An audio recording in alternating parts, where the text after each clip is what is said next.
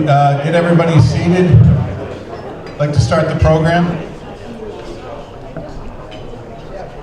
Welcome to the first annual District 2 Teaching and Coaching Summit. It's great to see unbelievable turnout. Looks like we're inside for the day, which is probably a blessing. And so I don't think anybody has to feel guilty about missing lessons or whatever at your club, because it's not looking very nice out there. First of all, I want to thank the section education chairs who put this thing together. It was a lot of hard work, and through their diligence and their enthusiasm, just put a great program together for you. Steve Scott, if you could stand up, from the Met PGA. Tommy Monteverdi from New Jersey. And Elizabeth Granahan from Philadelphia. And Elizabeth is one of our presenters today too, so we get a double shot of Elizabeth today. I want to welcome PGA members and apprentices and special guests.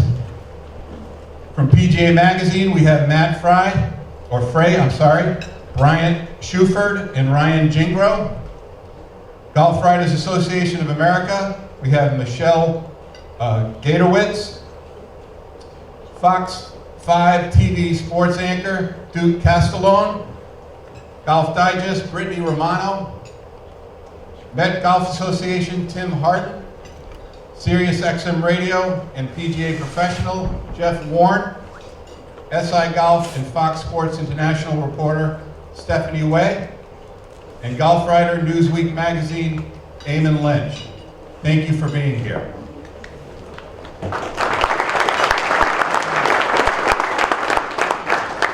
We've got these chairs have put a great program together for you today. I'm just going to do a general rundown of the program, and then we'll get started. The Met PGA is going to start out first with how to become a better putter and teaching your students more effectively. Then followed by a short break, we'll have the New Jersey PGA talk about branding, social media, and creating success in your coaching business. We're going to break for lunch after that, and then Philadelphia PGA will tell us a little bit about 3D biomechanics and how to apply it on the golf course. Followed by that, we have our keynote speaker. And the list, when we talk about Michael Hebron, can go on and on. And Michael is a legendary instructor and learner. And I stress learning because that's where his focus is more recently. He was a driving force behind the first National Teaching and Coaching Summit, which was in Dallas some 29 years ago. Michael, thank you for being here with us.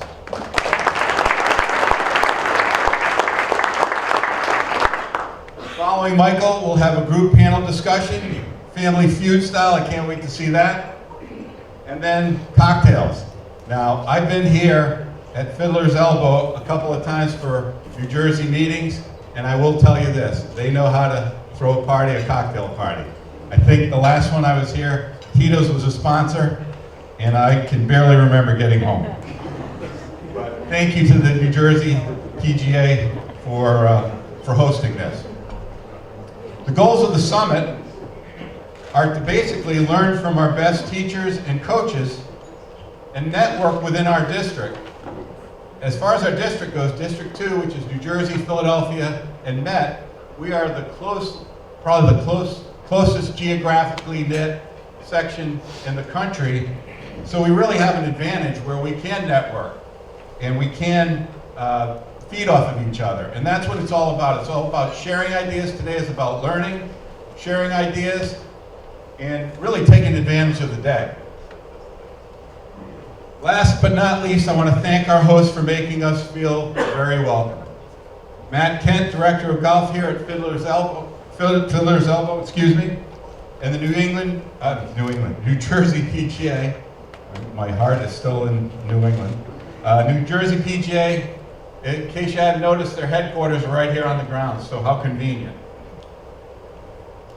It's my pleasure at this stage in the program to introduce Steve Scott, who is the Education Chair for the Metropolitan section of the PGA, and he will kick off the program with our Met presenters. Thank you.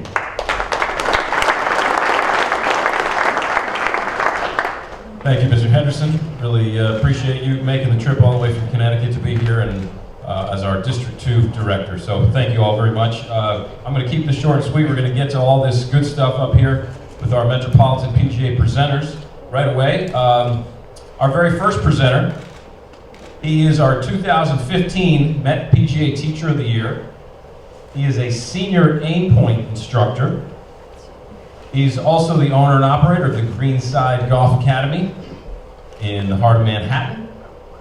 And his topic is going to be improving putting performance with posture, setup, and feedback. Please welcome John Hobbins.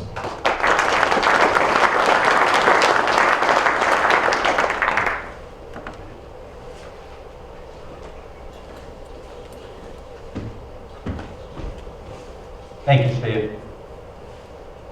I am very happy to be here today. I think it's always a challenge to present in front of your peer professionals, and unlike Twitter and Facebook, no one's going to be wrong here today. I earn a couple hundred hours every period for education.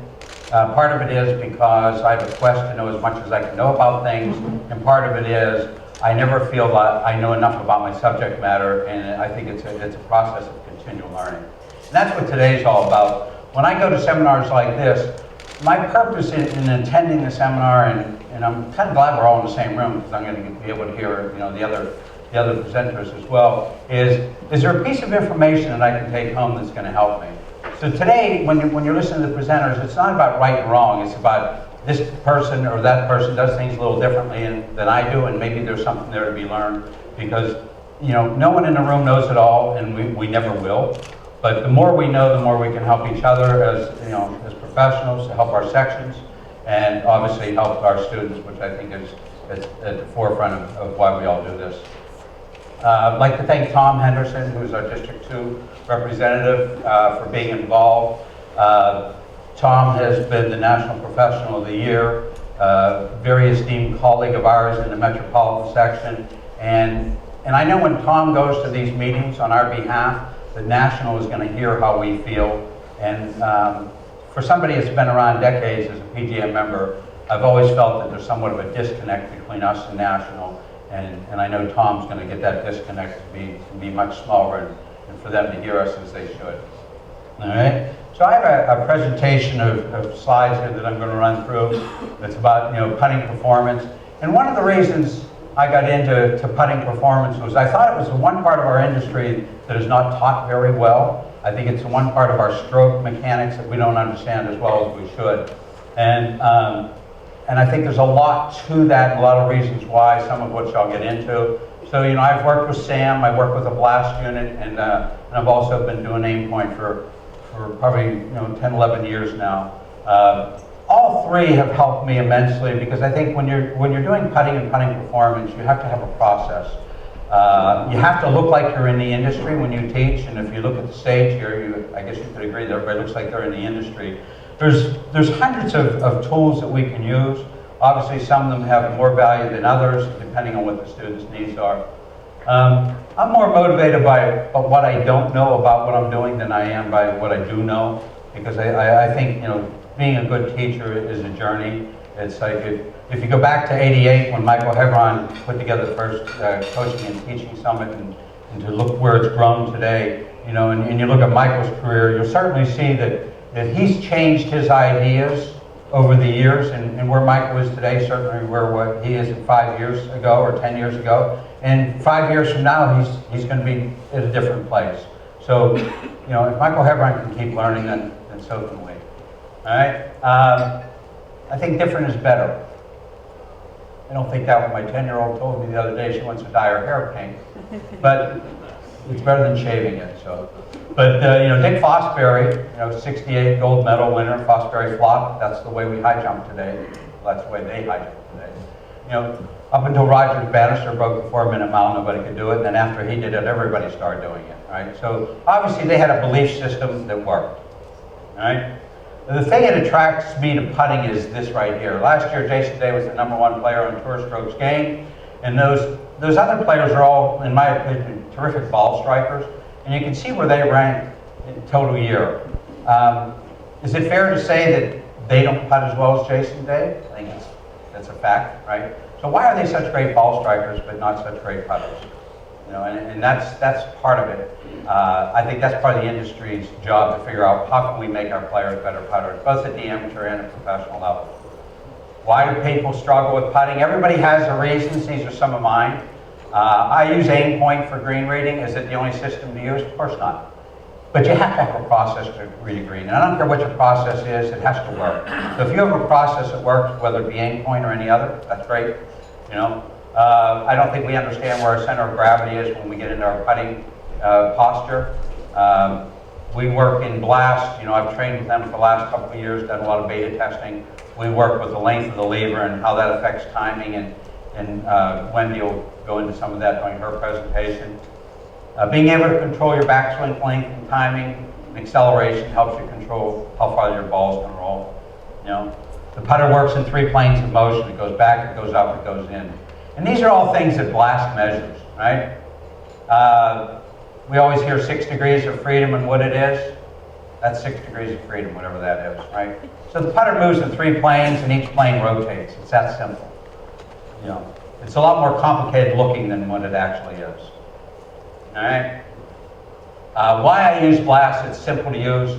Hertz is a measurement, and 500 hertz is twice that of any other device in the marketplace. It transmits the information to an app on my phone or my iPad, which Daryl uses, and he'll show you some of that by way of Bluetooth. So I don't need Wi-Fi. I'm out on a putting green and don't have an opportunity to have Wi-Fi. The data is not affected by wind, light, rain, snow, what have you, right? Currently, the thing I like about Blast is there's a database of about 1,850,000 golf strokes.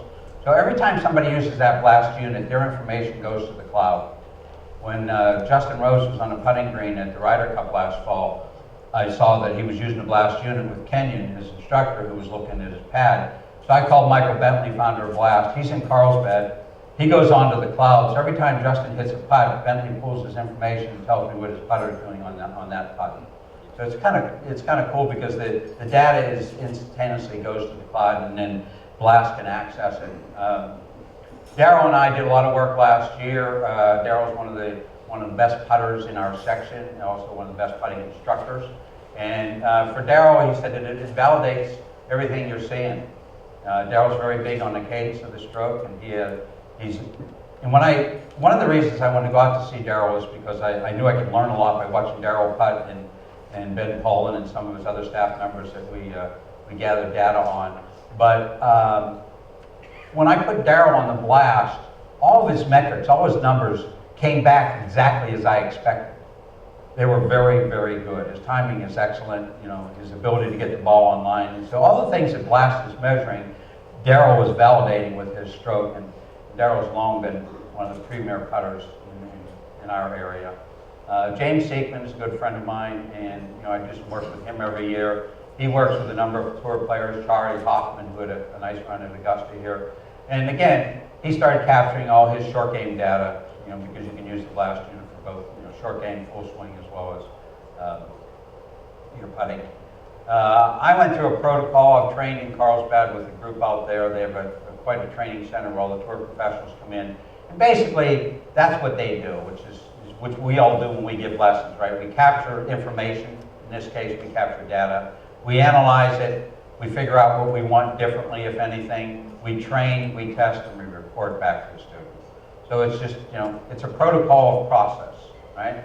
I like to look at other sports, okay? And the reason I like to look at other sports is I like to see what they're doing with their bodies and their posture.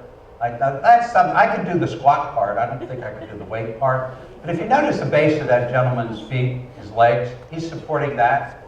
a little more weight than I could handle. But again, he has a support system. And what I've done is I look at these and I go out and I find people who train and compete in these areas, and then I find out from them how they do things. Like I spent a lot of time at the New York City Ballet, who I think ballet performers are the best athletes I have ever seen.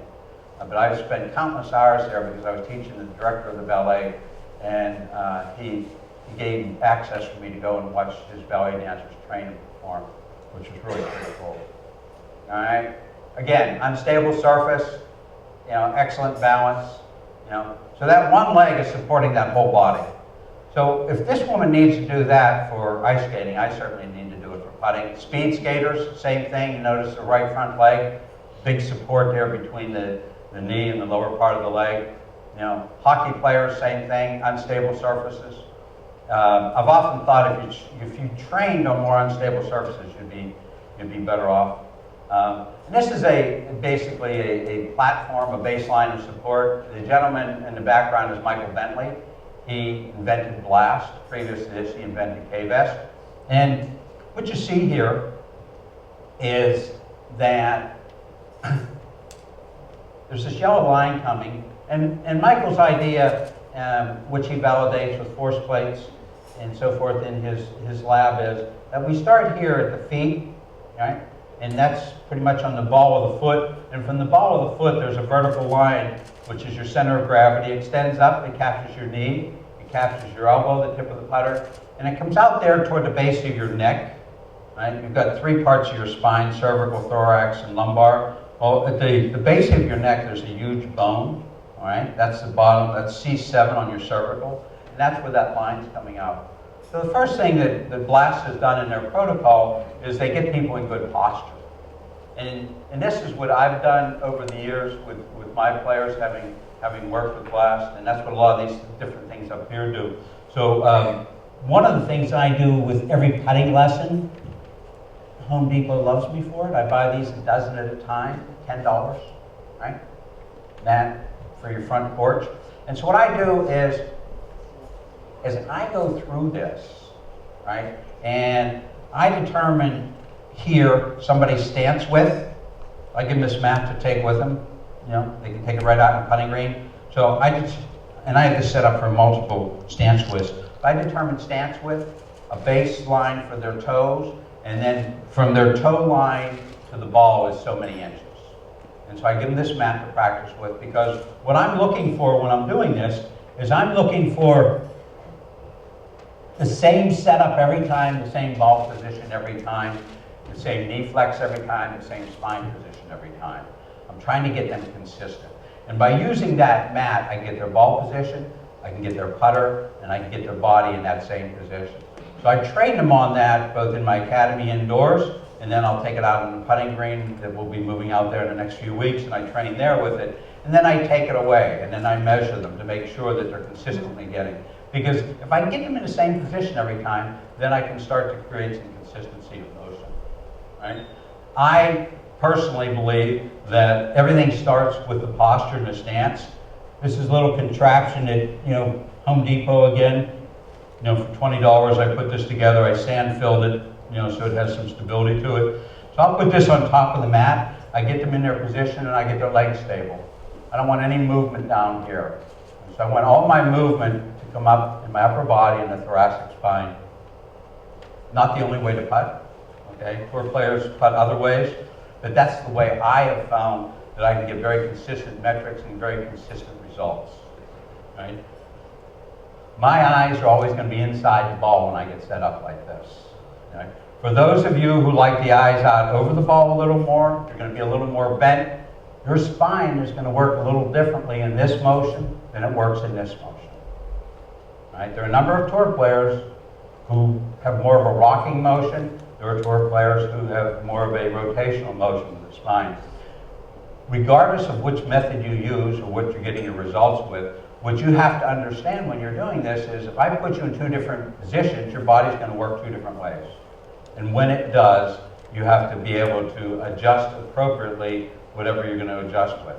I'm big on putter fitting, but I always like to fit the putter to the posture and not the posture to the putter. So once I get people in a stable position with a good stance width, a good base support here, and then get them making the strokes I want, I have the blast unit. You know, I go and I capture my data. I capture, you know, the speed of the stroke, the length of the stroke, see how the ball's rolling, right? Because to me, the 2 or 3 hardest things to do in golf are, in putting, are to find the appropriate line, ball, the intended line that I want the ball to start rolling on. Once I find that line, then I have to be able to get the ball to start on that line. And then once I get the ball to start on that line, anticipating whatever break I'm going to play, which is where I use my aim point, I have to determine how much stroke do I need to roll the ball the intended distance. You know, I'm always amazed when I watch TV golf of how many putts come up short of the hole. Right now, if I'm 40, 45 feet and I'm lagging it, that's one thing. But if I'm 15 to 20 feet, that's a different situation. And the thing about tour is they're never on steep slopes. I have a number of friends who caddy on tour, and they always cut the cups especially when the greens are quick, the cups are never cut on more than 2 degree slope. Beth Page last year, all the cups were cut on 1.5 to 2 degrees of slope. So that's not a lot compared to your clubs. Your clubs cut them on much steeper slopes, and they have a lot more pace to them. That's why members out at Old Westbury cut off greens, right? They have some of the hardest greens around out there on Long Island because they have a lot of slope to them. One of the things that I see with older clubs is a lot of these clubs, when they were built 70, 80, 90 years ago, a lot of Tillinghast courses in this area, those greens were built with slower steps, 7s and 8s. Now you got greens committees that for some reason like 11, 12, and 13, and those greens just can't accommodate it. It's just like, when you have severe slope, you can't have a lot of speed, and if you want a lot of speed, you can't have severe slope. Now, trying to convince a greens chairman that works at Deutsche Bank that that's the process is not always an easy task. But that's the reality of it, right? Green can only be so fast if you're going to have steep slopes, and that's what it is. So a lot of times when I'm out there working on putting performance and in the aim point, I'm always encouraging the members of the clubs. It's like, a lot of your putts, depending on where you end up, they're defensive putts.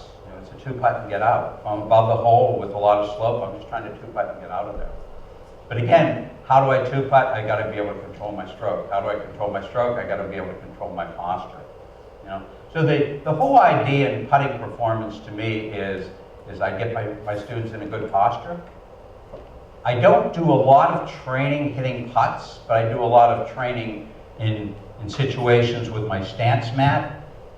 I like, my little knee flex here because that creates stability in my body. Wendy will get into some of the other things that we use in Blast.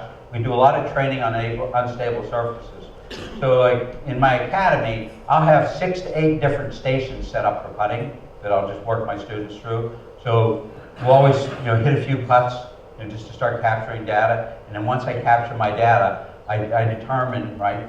So I capture data first, I analyze the data, and then I got to come up with a plan and prescribe what we're going to do. And once I get my prescription ready, then I start to move people around in my different stations so that I can get them on unstable surfaces. We use some air pads, we use a half roller, we use these little discs here, right? It's a wobble disc that move around. And again, it's a progression. I'm not going to put somebody on a wobble disc before I put them on the half roller, before I put them on those air pads. So it's a progression of stability, learning to move stable. You see Daryl brought his kettlebells there. We do a lot of kettlebell training. Why? Because those kettlebells weigh anywhere from, depending which one you use, 10 to 20 times the weight of a putter. So when you're moving people, they can't just throw that kettlebell around like they do the putter. So when you give them a lot of weight to move, it stabilizes. You see the lasers there. Lasers are great. Daryl has his perfect putter here. This device here I use a lot. You attach a laser to it, so you get the perfect roll. And I do it a lot with the green reading, so you can show people. So there's more than one line you can make a putt on, right? So if I'm going to play more break, what do I have to do? I have to play less speed. If I like to try to take a little bit of the break out of the putt, then I'm going to have to hit the ball a little firmer. The downside of that is the ball's going to roll 4 or 5 feet past the hole. I've got some tour players that I work with who love to take the break out of putts, and they always end up 4 or 5 feet past the hole. And it's hard to convince a tour player who's made it to the PGA Tour, who's won on tour, that you cannot take the break out of a putt. And so my favorite line to them is, until you can defy gravity, you can't take the break out of the putt. And even with all of your talents, you cannot defy gravity. It's there, it exists. And that's why a putt rolling across the surface breaks. So part of training somebody to be a better putter is to kind of get into their head and find out what their thought processes are. It's amazing the thought processes people have about what they're trying to do in golf. So part of it is a give and take of communication, where I can find out just what they think about putting and how their putting stroke works, or how their green reading technique works. All right? But I think what you have to remember at the end of the day, it's like you have to take a very, what I would say, a non-confrontational position. I get students that just want to argue that this is the way it's going to be, and my answer to that is fine. It's not what I would recommend, but if that's what you want to do, I let them do it. And sooner, and Michael Bentley taught me this, because he does a lot with tour players who are very defensive about some of the things they do. But sooner or later, they're going to realize that that doesn't work. And that might be a week, that might be 2 weeks, that might be 6 weeks, that might be a year. But eventually, they're going to come full circle. They're going to come back to you because it's not working. And then they're going to be more open. So I never get into confrontational discussions about my information. This is what works for me. I'm having success with it. I have success at, from a professional level on down to the amateur level. I have a lot of juniors. I have a number of players that I work with in our section, improving their putting performance. So I know my information works. Whether or not you like it or you agree with it, it doesn't really matter to me. I'm just up here sharing it. I'm happy to discuss it. And if your information is very opposite of what I do, but it's working for you and it's getting performance, then I say stay with it. Right? Because at the end of the day, it's all about your player's performance. And so, as instructors, we got to kind of put our beliefs aside somewhat and hear what the students are telling us, because at the end of each lesson, in my situation, those are the people that are taking the money out of their pocket and handing it to me. So I better be listening to them, because the thing that I want 2 things from them. I want them to get better at what they're doing, and I certainly want them to come back through that door so I can help my daughter buy the dye that's going to make her hair pink or red in the next couple of weeks. All right? So keep an open mind to all the presenters today. I'm sure that we'll all learn something. We'll be here all day long, so that if you have any questions of me at any time throughout the day, feel free to grab me. All right? And John Dunnigan, I'm glad to see you come up from Philadelphia, my friend. Thank you.